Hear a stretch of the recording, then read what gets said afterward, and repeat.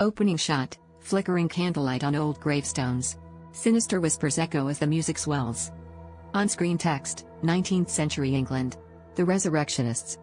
Narrator, haunting tone, imagine this, it's midnight, 1825. You're clutching a shovel, breath steaming in the cold, glancing over your shoulder. Why? Because you're about to rob a grave, not for gold, but for flesh. In the shadowy corners of Victorian cities, a macabre industry thrived, driven by the desperate need for cadavers in medical schools. Who were the resurrectionists? Mercenaries of the dead, who fed the hunger of science. At a terrible cost. Cut to dark alleyways, doctors in candlelit rooms examining corpses. On-screen text, no legal supply for anatomy.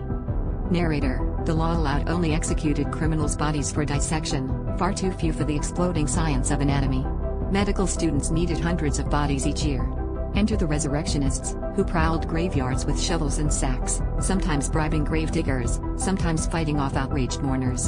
In 1828, a London surgeon wrote, "The supply is so precarious, we depend on the midnight thief." Were these men necessary pioneers, or monsters preying on the most vulnerable? Quick flashes, police raids, families guarding graves, the infamous Burke and Hare. On-screen text, Edinburgh, 1828, Burke and Hare's murders for anatomy. Narrator, the trade grew bloodier. In Scotland, William Burke and William Hare skipped digging altogether. They murdered the living, selling 16 victims' bodies for dissection.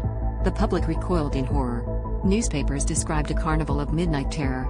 In response, families installed iron cages, mort safes, over graves, and armed themselves to guard the dead.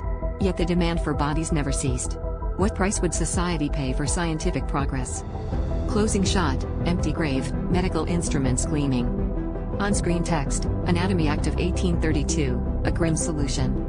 Narrator, voice chillingly soft, it wasn't until the Anatomy Act of 1832, after decades of outrage and fear, that Britain finally legalized dissection of unclaimed bodies, ending the resurrectionists' reign. But it left a haunting question hanging in the damp midnight air. When science and morality collide, whose body counts as expendable?